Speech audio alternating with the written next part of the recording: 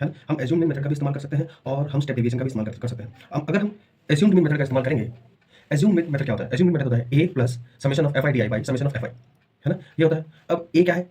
इस class mark है ना के सेंटर वाला जो वैल्यू होता है ना, उसे हम एज्यूम मान लेते हैं। एज्यूम कर लेते हैं कि ये हमारा मीन है। तो अगर मैं इसका सेंटर को देखूं तो ये है हमारा सेंटर, है ना। तो इसे मैं ए मान लेता हूं। क्या ये हमारा ए? तो ए इक्वल्स टू हमारा क्या हो गया? 550, है ना। ये हमारा क्या हो गया? 550, है ना। अब हमें डी निकालना है क्योंकि इस फॉर्मूले में डी भी है। डी क्या होता है? डी आई होता है एक्स आई माइनस ए, है ना। डी आई क्या होता है? एक्स आई माइनस ए। एक्स आई क्या है? 550 है। माइनस 510 माइनस 550 क्या होता है? माइनस 40। Very good. 530 माइनस 550 कितना होता है? माइनस 20। 550 माइनस 550 जीरो होता है। अच्छा 570 माइनस 550 ये होता है 20, और 590 माइनस 550 कितना होता है? ये होता है 40। ये आपको समझ में आ रहा है? अब देखिए हम यहाँ पर एक और बॉक्स बनाएंगे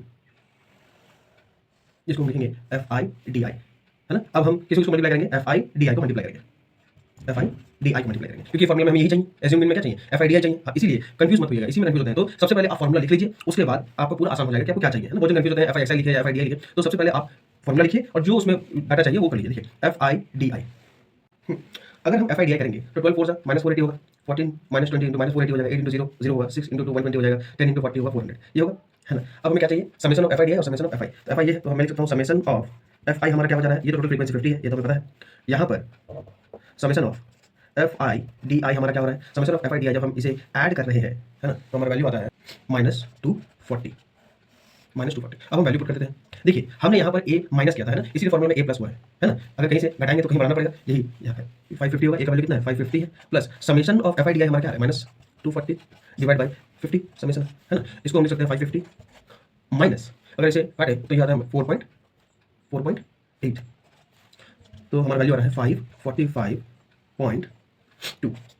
ये हमारा है मीन, ये हमारा मीन। देखिए एज्यूम हमने 550 किया था, हमारा आंसर है 545.2।